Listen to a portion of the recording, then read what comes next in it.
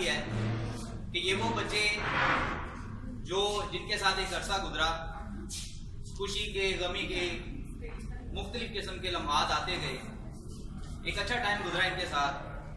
तो आज चंद एक बातें हैं जो मैं आप लोगों से करना चाहता हूँ और इनको गौर से सुने और उम्मीद है इंशाल्लाह ये आपकी आने वाली जिंदगी में आपके लिए बहुत हेल्पफुल साबित होंगी। सबसे पहली बात है, आज मैंने एक न्यूज़पेपर के अंदर एक छोटी सी चीज पढ़ी, वो आपके साथ शेयर करना चाहता हूँ। लिखा हुआ था कि हर शख्स को नीयत के मुताबिक मिलता है, हर शख्स को नीयत के मुताबिक मिलता है। बेटा हम तकरीबन अल्हम्दुलिल्लाह सारे यहाँ पे मुसलमान बैठे हुए हैं, मुख्तलिफ कुतुब हदीस जो हैं उन सब के अंदर एक कॉमन चीज है, बड़े बड़े हदीस के मजमूए हैं, उन सब के अंदर एक ये हदीस जो है वो हर एक मजमूए के अंदर मौजूद है कि इन्नमल अमालु बिन्नियात, कि अमलों का जो दारोमदार है वो नीयतों पर है। जितनी अच्छी आपकी नीयत होगी उतना ही आपको उसका ज्यादा सवाब भी मिलेगा और आपको बेनिफिट मिलेगा। तो अब हमारे लिए इस हदीस के अंदर से सीखने के लिए क्या चीज है? देखिए आप लोग तालिब इल्म हैं, आगे आपके एग्जाम होने वाले हैं 9th के भी और 10th के भी। 10th के 3 मार्च से शुरू हो जाएंगे, 17 मार्च को 9th का पहला पेपर है। तो इन दिनों के अंदर आके एक अक्सर एक मैं उसको कहूंगा नेगेटिविटी है, खामी है जो तकरीबन हर स्टूडेंट के अंदर पाई जाती है, और वो क्या है कि मैंने दूसरे तालिब इल्म को बीट करना है, कि मैंने उससे ज्यादा नंबर लेने हैं। अब जब ये नियत होगी तो उससे ऑटोमेटिकली कंपटीशन तो होगा, लेकिन उसका एंड जो है ना वो गुरूरी पे आएगा। ये गुरूरी का अंसर जो है ना ये तब पैदा हो जाता है इंसान के अंदर। जो शैतान है ना वो खुला दुश्मन है इंसान का, उसने अपना वार करना है, वो चाहे अच्छे तरीके से कर ले बुरे तरीके से कर ले। और ये भी उलमा फरमाते हैं कि हर शख्स को उसके लेवल के मुताबिक शैतान जो ना वो वर्गलाता है। एक मैकेनिक है जो मोटरसाइकिल ठीक करता है, उसको उसके लेवल पे जाके वर्गलाएगा कि पुर्जा सही ना डालो, थोड़ी सी बचत हो जाएगी। एक मिस्त्री है उसको उसी हिसाब से वर्गलाएगा कि 2 ईंटें कम लगा लो, कल दोबारा फिर काम मिल जाएगा। तो इसी तरह आप तालिब इल्म है, आपको वो वर्गलाएगा कि आपने नंबर ज्यादा लेने अपने दूसरे तालिब इल्म से, अपने दूसरे दोस्त से, ताकि आपकी वाह वाह हो जाए।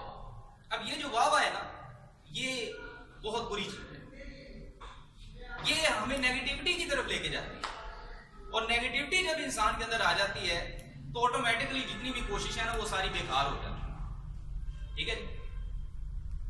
तो यहां पे एक और भी मैंने चीज पढ़ी, वो लिखी हुई थी कि कामयाबी, अब सवाल इसको मैं बाद में जो है ना वो बयान करता हूं। अब इसका हल क्या है कि नेगेटिविटी कैसे हम रोक सकते हैं अपने दिमाग में आने से? देखिए आप अपने आप के साथ कंपटीशन करें। जब आप अपने आप के साथ कंपटीशन करेंगे तो आपके अंदर नेगेटिविटी नहीं आएगी, क्योंकि आप अपने आप को बीट करेंगे। जिस तरह कहा जाता है ना कि इंसान अपने आप को चीट नहीं कर सकता, तो इसी तरह जब आप अपने आप के साथ अपने आप को बीट करें, कैसे कि मैंने आज अगर इतने चैप्टर रिवाइज कर लिए तो कल मैंने इतने करने, अगले दिन मैंने उससे ज्यादा करने। अपने आप को बीट करें। आपका मुकाबला अपने आप से होना चाहिए, किसी दूसरे तालिब इल्म से नहीं होना चाहिए। दूसरी चीज, ये ख्वाहिश अब हर एक के अंदर पैदा होती है कि मैंने ज्यादा नंबर लेने। अब इसको हम राइट साइड पे कैसे ला सकते हैं? देखें अल्लाह ताला फरमाता है कि जिसने अपने बाप को खुश किया उसने जन्नत, उसके लिए जन्नत का दरवाजा खुल जाता है। तो हम बेटा आप लोगों के रूहानी बाप हैं, एक आपके रियल जो आपके वालिदैन है वो भी हैं, हम आपके रूहानी बाप हैं। ये आपकी माएँ बैठी हुई हैं रूहानी, जो आपके साथ आपके टीचर हैं। तो आपकी नीयत ये होनी चाहिए कि मैं अच्छे नंबर इसलिए लूंगी कि सबसे पहले तो मेरे वो वालिदैन जिन्होंने मुझे कपड़े, पैसा और सबसे बड़ी चीज वक्त, जैसे सर कह रहे थे, वक्त दिया आपको ये अपॉर्चुनिटी दी। वरना देखे ना और भी बहुत से ऐसे स्टूडेंट्स हैं जो घरों में बैठे नहीं पढ़ती बेचारी, उनको मौका नहीं मिला। आप लोग खुश नसीब है कि आपके वालिदैन ने आपको मौका दिया, अब आप लोग पढ़ गई। तो आपकी नीयत ये होनी चाहिए कि मेरे वालिदैन जिन्होंने मुझे ये सारी चीजें दी, मैं अच्छे नंबर इसलिए हासिल करूंगी कि मैं उनको खुश करूं।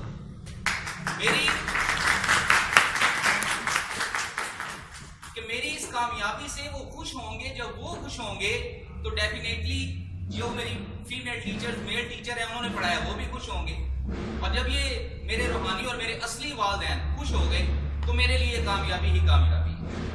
अच्छा, दूसरी चीज ये है जो मैंने पढ़ी, वो लिखा हुआ था कि कामयाबी एक अनोखा रोगन है। रंगो रोगन ये जो किया जाता है, अब ये जब रंग रोगन किया जाता है तो इसके पीछे जो एक बदनुमा सी दीवार जिसे हम अच्छा फील नहीं करते, उसे अच्छा नहीं समझते, जब पेंट किया जाता है तो खूबसूरत लगना शुरू हो जाती है। तो वहां लिखा हुआ था कि कामयाबी एक अनोखा रोगन है जिससे इंसान की बदसूरती भी छुप जाती है। अब मैंने उस बदसूरती के नीचे कुछ अपना अल्फाज ऐड कर दिए, तो लिखा माजी की खामियां छुप जाती हैं। कैसे? देखिए माजी की खामियां कैसे। कुछ स्टूडेंट्स ऐसे भी हैं जिन्हें अनफॉर्चुनेटली पिछले साल किसी एक या दो सब्जेक्ट्स के अंदर उनकी सप्ली आ गई, ठीक है। अब वो बेटा उनके पास ये जो चंद दिन है, जो एक दो दिन है, ये उनके पास अभी भी मौका है कि अच्छे से अच्छे तरीके से उनको प्रिपेयर करें जो आपके रह चुके हैं, और अपनी 10th की कामयाबी के अंदर अपनी 9th की जो खामी है उसको छुपा लें, उसके ऊपर रंग कर दें कामयाबी, ठीक है जी। ये चंद एक बातें थी, और भी बहुत ज्यादा बातें लिखी हुई हैं, लेकिन ये मुझे इशारा हो रहा है कि पप्पू यार तंग ना कर, इतना ही काफी है।